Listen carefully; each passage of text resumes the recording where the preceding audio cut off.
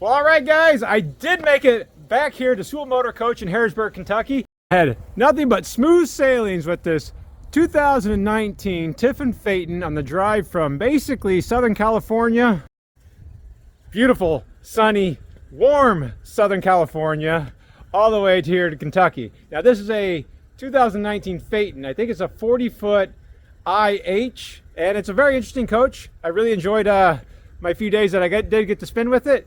But of course, I haven't really been able to show it to you guys because when I got to the shop to do the inspection, it was really dark outside.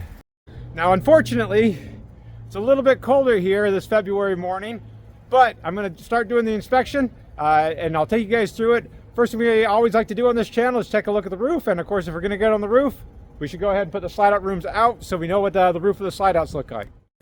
Now, the 4 slide outs on this is one of the best features that this has besides the floor plan, because this was built before Thor acquired Tiffin Motorhome. So that means all these slide out rooms are seamless slide outs. There's no fascia boxes all the way around.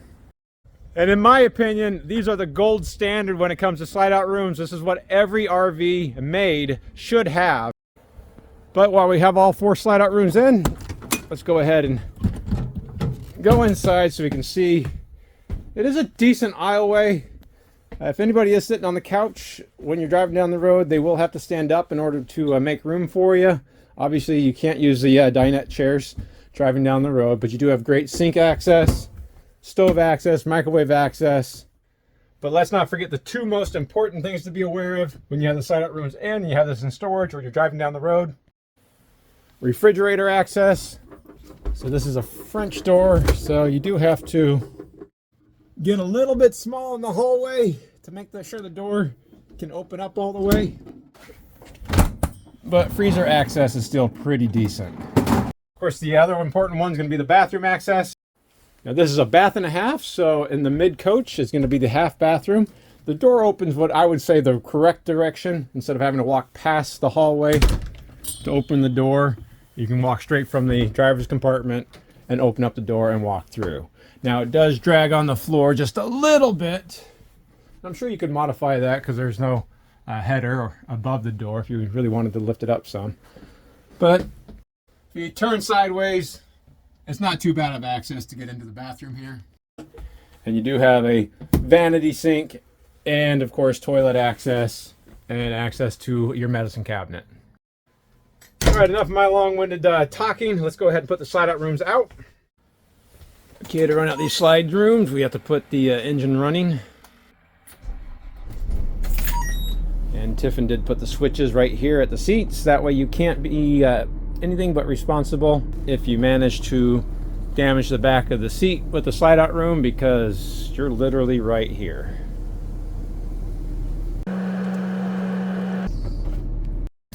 Now, sometimes it's the little things that I appreciate that other people may not, but these are actually real rocker switches on these seats here.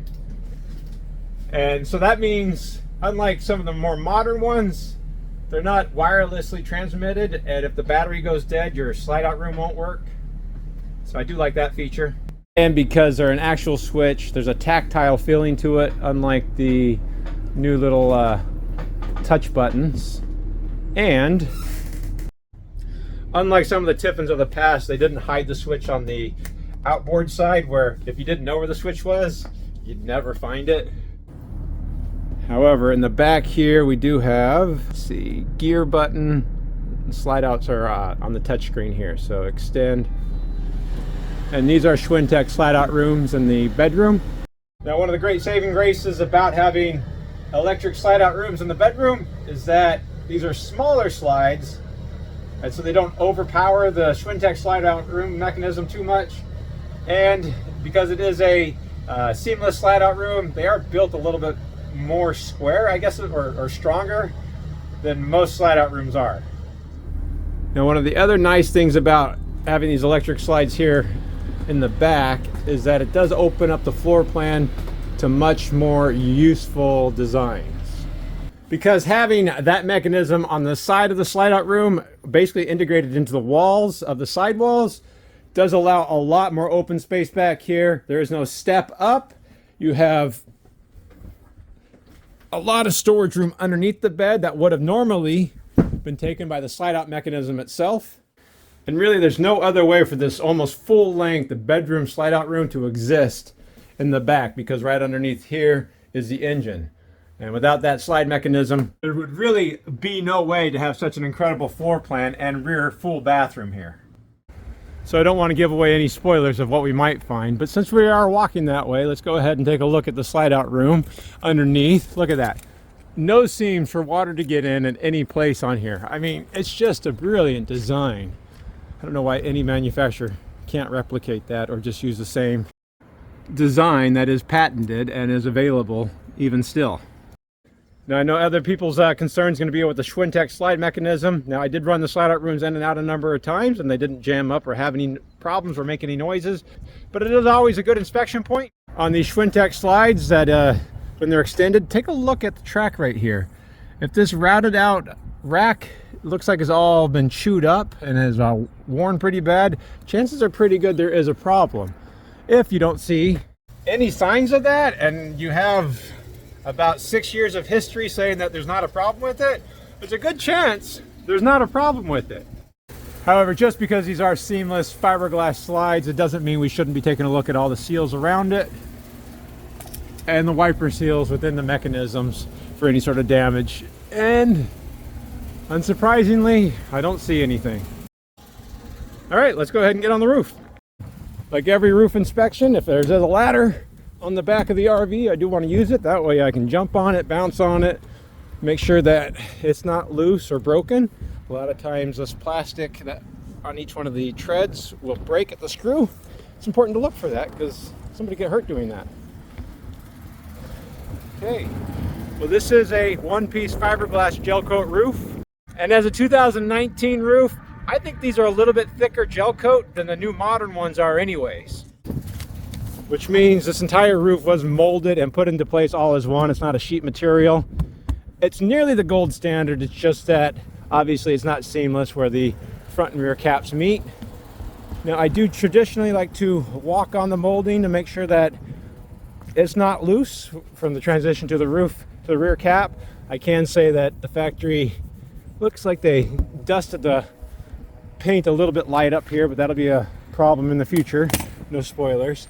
And then Tiffin does use a self-leveling silicone roof sealant or lap sealant, just like Winnebago Industries. And I do like this stuff a lot better. Remember, compared to the acrylic Dicor, they will not interact together. The silicone won't stick to it and it won't stick to silicone, so don't mix the two.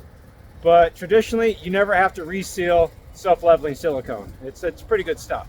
And my last little critique right here is that I'm not a big fan of these ladders anymore. I wish the factory would stop putting them on. I don't think they add any real value anymore. The amount of water leaks caused by the feet right there at the roof should offset any value they give. And this rear cap, you can't walk on this, okay? So I don't think it's a great design. At any rate, let's go ahead and take a look at the clearance lights. I've already checked those for operation. Now, somewhat notorious on Tiffin's going to be where the gutter screws into the radius. Now, this is actually screwed down, so it's not just tucked in, but a lot of times these screws do kind of like to come loose, so they didn't get put down tight from the factory. And then this sealant that they put on top does, especially on newer ones, seem to pull off, and it pulls the paint because they paint over the top of it. So I don't know if 2019 they were doing something different, but this looks really good. Right, next up on the list is going to be the skylight. Now this is a skylight Tiffin's been using for about 25 years now, and it does seem to age, or at least yellow a little bit. It can be a little bit prone to cracking, so we'll just look around the base for anything there. And like I said, this self-leveling silicone sealant really should never have to be touched up ever. That looks really good. Over here we do have the bathroom vent. Of course, it has the easy to access cover to remove to look underneath it.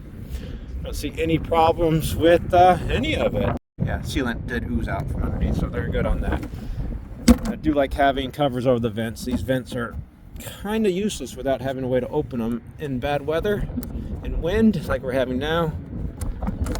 Snow, rain, you get a lot of moisture that can get stuck inside of a motorhome, and if it's raining, adding more moisture through a leaking vent isn't going to help.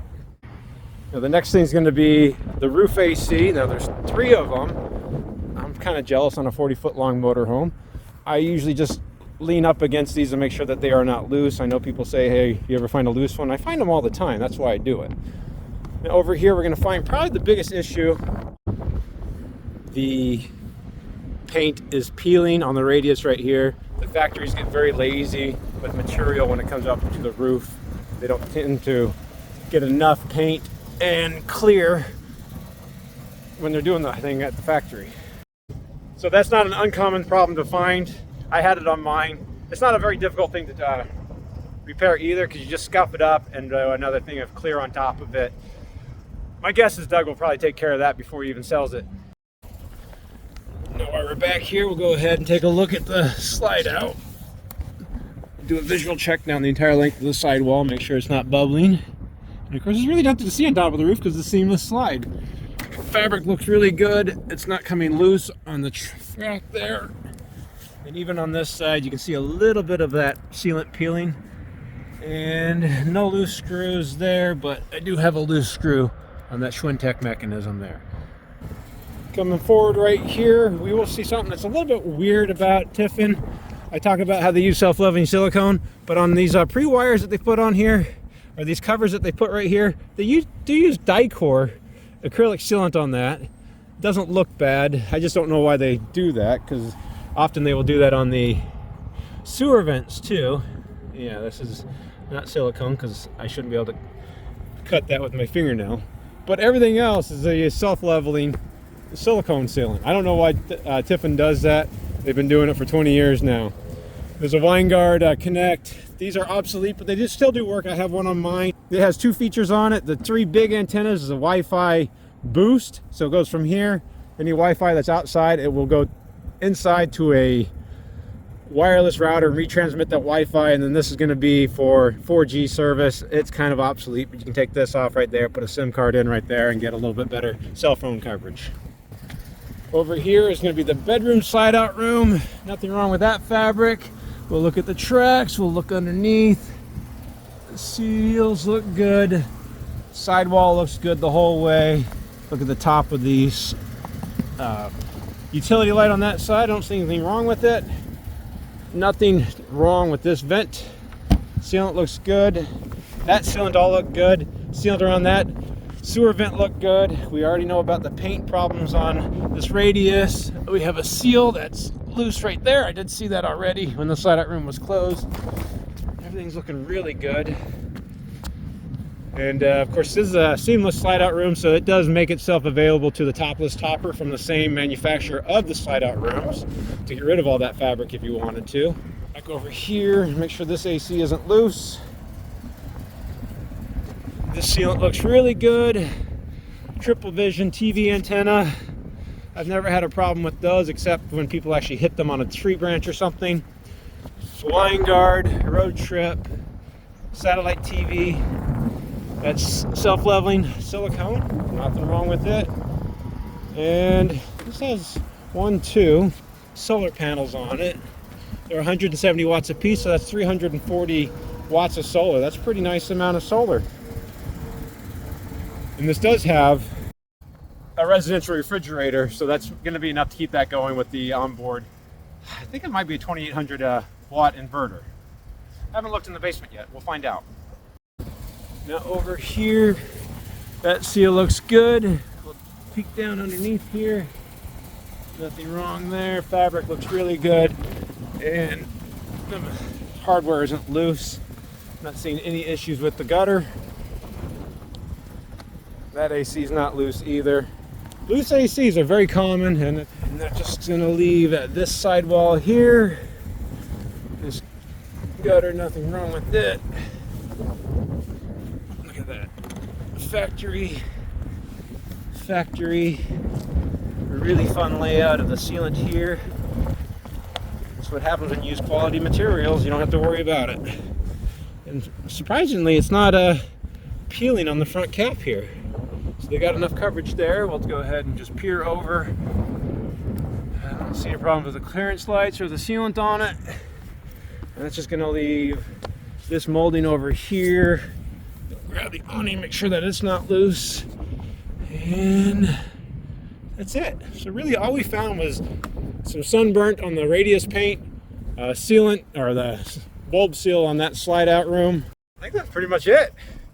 One thing I would recommend is wash and wax this roof. It's a fiberglass roof, so it should be washed and waxed regularly. Otherwise, time for me to finish up the inspection that I started way over on the other side of the country. And then I'll take you guys through the walkthrough of it, because this 2019 Phaeton is a pretty perfect representation of how well Tiffin was firing on all cylinders at the time. All right, guys, I'm done with the inspection. And I'll try to point out a few things on the exterior before we go inside and do a quick walkthrough on it.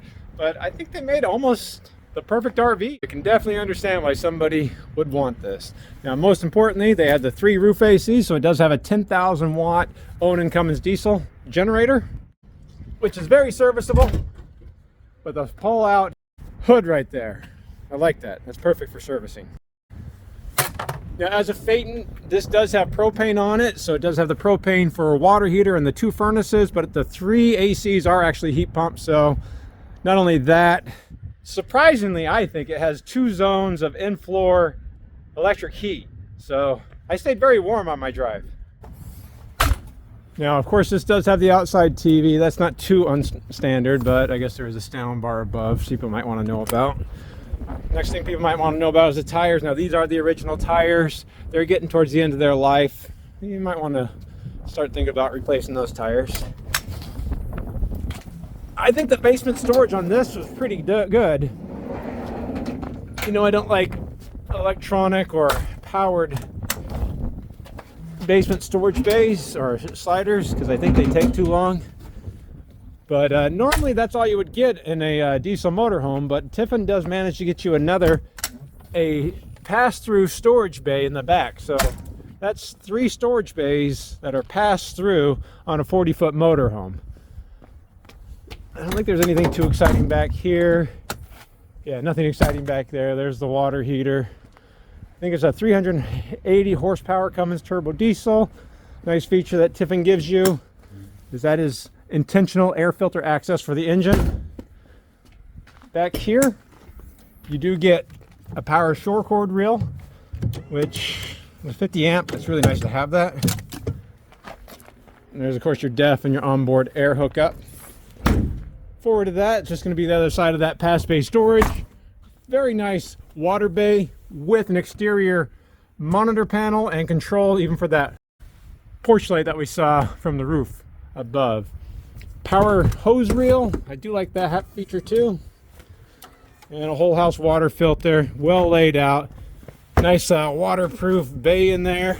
And no, Tiffin fixed the problem with rotten water bays as the floor underneath. These sliders do come out the other way. And we talked about the inverter. This is a Magnum pure sine inverter, but it is only 2,000 watts, so not 2,800.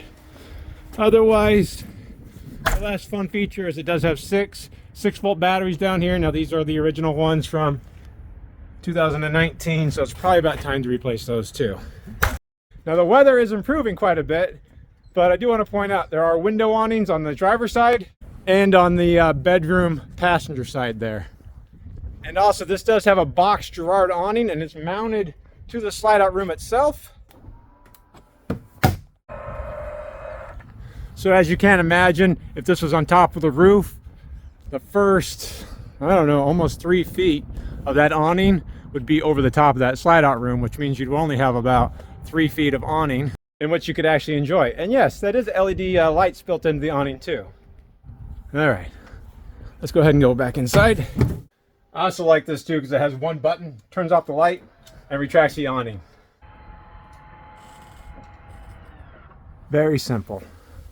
Now, while I did do the inspection and the previous owner did definitely take care of their RV, I did find a fair amount of list of just odds and ends of things that need to be repaired, usually like latches, light bulbs, and maybe a little bit of wear and tear on some of the cabinetry. or some sealant. Otherwise, really good condition, and I'm sure by the time Doug and his crew gets done with it, it'll almost be as good as brand new. We'll give a quick overview of what it looks like coming in the front door. This does have plank ceramic tile the basically entire length of the RV, with the exception of a little bit of carpet on the slide out room, but that is a level out slide out floor. The driver's compartment is really well laid out. I didn't have a problem with it. It has 4-point hydraulic leveling on it, so it's not air leveling. And this doesn't have the new digital dash, which I'm kind of hit and miss whether I like the digital dash. Or I definitely like the keypad transmission control more than the stock transmission control with a little rotator for reverse and forward. You know, I'm a big fan of all the rocker switches there, the dash radio with GPS. And this does have both backup camera and side view cameras that are functioned by the turn signal over there. Not only does it have 12 volt, but it has USB charge ports for the passenger. And even the driver has its own USB outlets over there. So there's 2 of them right here. The only thing I really wish manufacturers would start doing is putting in another USB outlet right here for your dash cameras, because I think everybody should have a dash camera whenever they're driving. Now above the dash is going to be the over-the-road TV, but there is another TV on this. And all the cabinetry is real solid wood. The cabinet door faces, the drawer faces, and all the interior doors and trim are also all real solid wood. And it doesn't have a high gloss finish on it. It's more of a satin finish, so it doesn't show fingerprints so well. So I kind of like that. And yes, this one was signed and autographed by Bob Tiffin. Now moving further back, we can see that with the 2 slide out rooms, there's a lot of living space in here. There are 2 power recliners. Over on this side has USB. You know, it's all pretty common right here. Cup holders are built into it. Remote caddy over there, because across from there is going to be the main TV. Of course, it's on its own televator, so you can put that away. If you were so inclined to look at the beautiful view outside the window right there, or have company over and talk to them and their face. If you're looking for conversation starters with your company, you can point out how beautiful that ceiling is. This is a Phaeton, so it's not the toppest of high-end luxury RVs, but it sure feels like a luxury RV when you're in here. Now, this sofa does have a hide-a-bed underneath it. That hide-a-bed has an air spring coil, but it also has a air mattress on top of it to make it a lot more comfortable. I think it's a queen-size bed.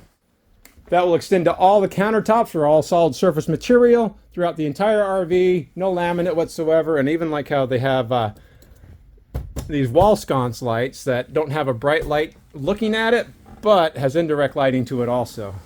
The dinette does not turn into a bed, but it does extend out a little bit more. I think there was 2 folding chairs that are brand new, still in the original packaging in the basement. Now this does have a slide-out pantry right here. You might notice that the handle's a little bit bent, because even though this has an electronically controlled lock that's supposed to engage when you turn on the ignition, and it does engage, you do have to make sure it's pushed back, and I think that's something that the Doug's crew is going to fix. This has a Maytag residential refrigerator with water and ice in the door, which I do like. Now I don't want to highlight it too much, but this is also solid wood wainscoting right behind the refrigerator right there, and that does transfer over here into the galley area where you can see that solid wood cabinetry yet again. This does have a pull-out countertop extension made out of the same material, and this has a Furion residential style 3-burner propane stovetop. I really like this one. It's a lot more impressive than the standard ones that the RV industry used for about 30 years. This actually feels like a grown-up appliance. Now, some nice added features that you get on this is a pop-up 110 and USB outlet, but you also get that right over here too, next to the recliners. I didn't show that.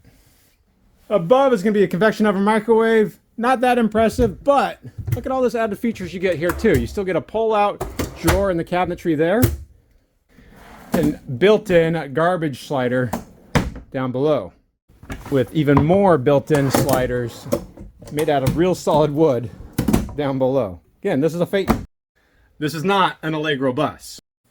And while I don't want to focus too much on the kitchen countertop area, I do like an asymmetrical under countertop mounted stainless steel sink. These are easy to clean, they're very durable, and it's nice to have one side that's even bigger so you can keep one cover on to give you a little bit more countertop space.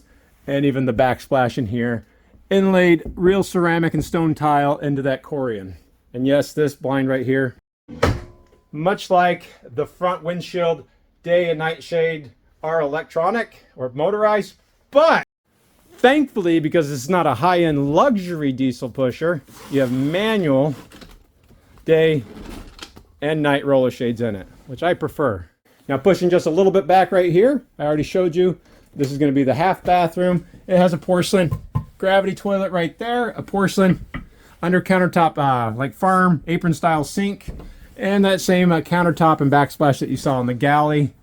It's a really useful half bathroom, and yes, this is real solid wood on that bathroom door, just like it's a real solid wood pocket door here to the bedroom.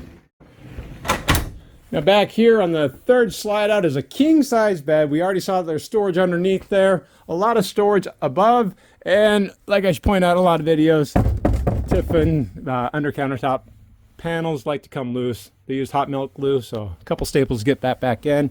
The headboard is a nice soft trim that's easy to clean, and of course you have windows on either side. I'm a little jealous too because this already has the built-in USB and 120 volt outlets on either side of the nightstands, unlike mine, and of course you can control the entire house from either side of the bed using the touchscreen right here. That means you don't have to get out of bed and come to the central point right there to control everything, including the heated floor and the roof ACs and the furnaces.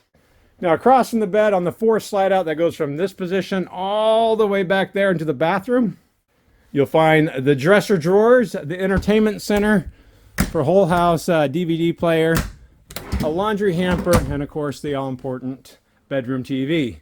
Like I said, none of the countertops back here are going to be laminate.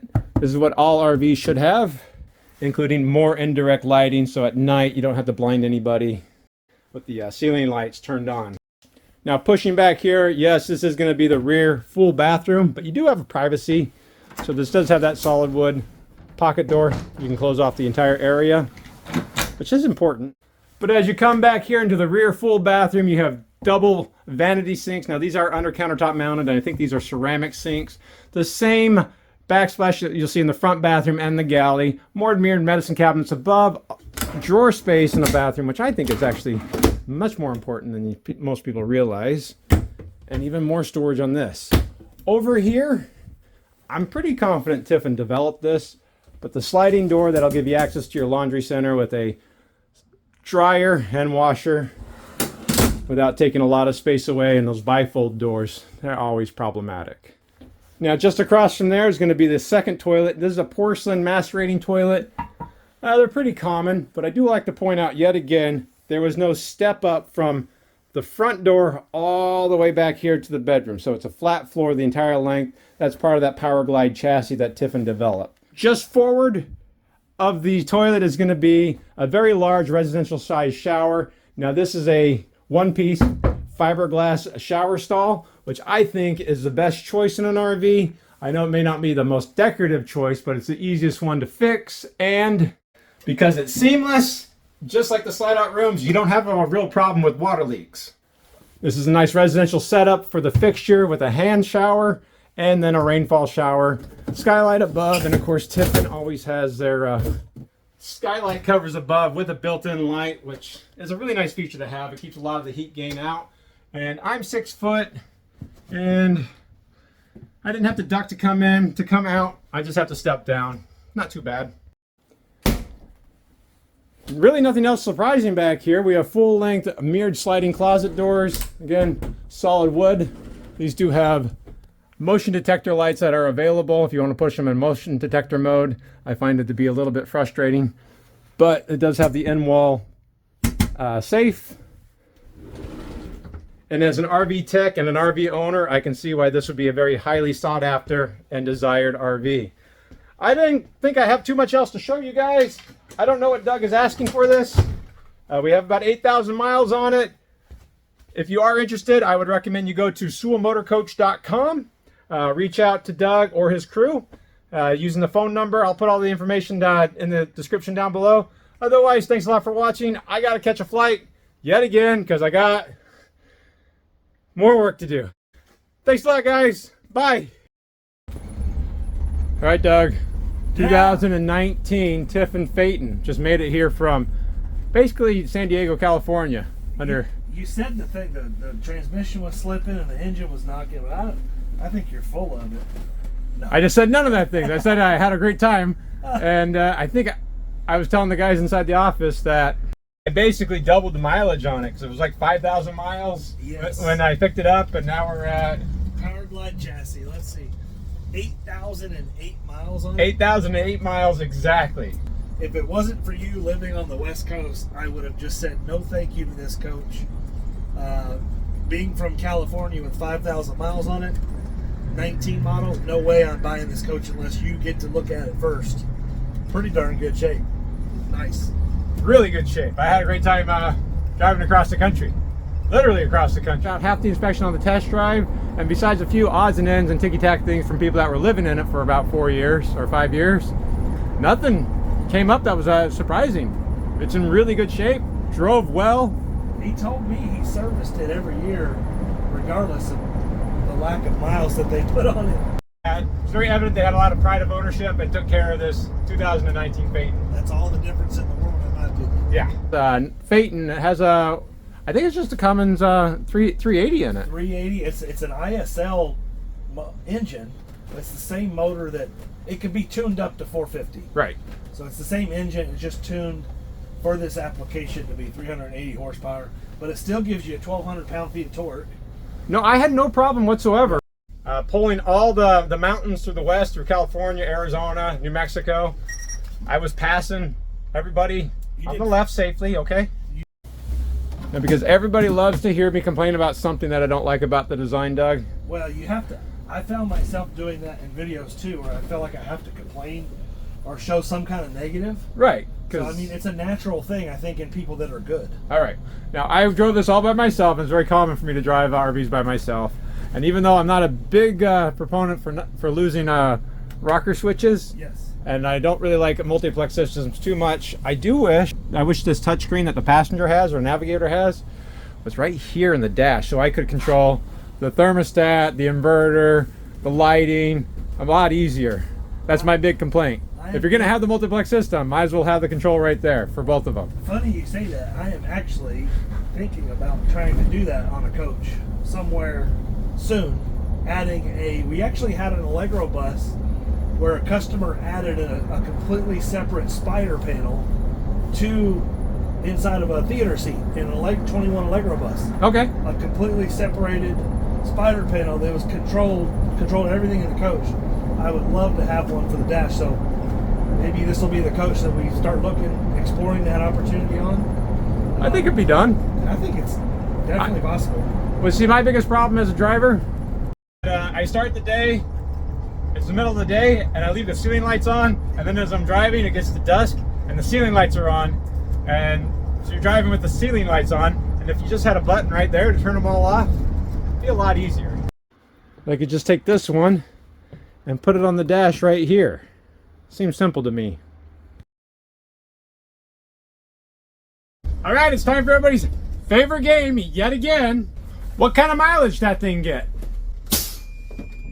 Well, I just drove this 2019 Tiffin Phaeton Class A luxury diesel motorhome powered by a Cummins 380 horsepower L9 turbo diesel from Temecula, California to Little Rock, Arkansas. And I reset my trip meter way back in Amarillo, Texas, where I filled up last. Needs a little bit more money here. So I'll fill up here, and then we'll check it against the mileage and see how much fuel we actually used for each mile. Now, obviously, I did not have to run the generator for the roof AC, and I didn't have to run the dash AC either, so it's a pretty fair test on this. Well, it's not incredibly cold. It is windy out there. Anyway, we're full. So it looks like we put in just a little over 72 gallons at 72.16, we'll call it. Let me get the RV pulled out of the way here.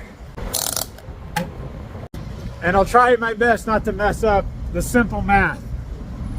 But whatever the number is going to be, I can already guarantee you it's better than what your house that doesn't move gets.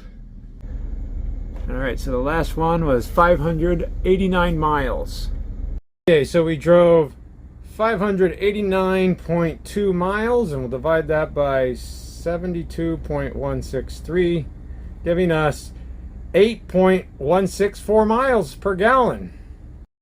So almost 8.2 miles per gallon on this Cummins turbo diesel, 380 horsepower, pushing this 2019 Tiffin Phaeton down the road. I don't know if that surprises too many people if they watched these videos enough the last 4 years, but now we know the answer to everybody's favorite game.